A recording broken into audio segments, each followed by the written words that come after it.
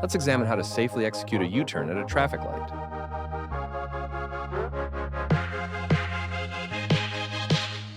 To make a U-turn at a traffic light, we should first be positioned in the left turn lane and have our left turn signal on.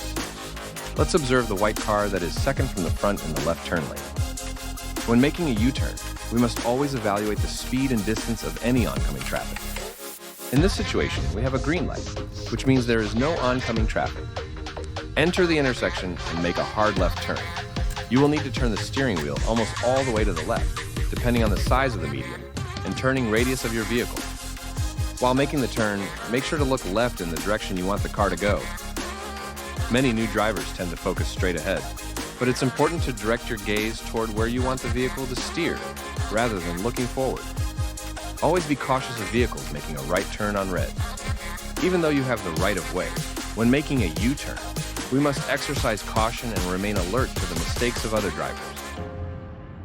When turning onto a 3-lane road like this, turn into the far right lane and allow the steering wheel to slide back through your hands as it straightens.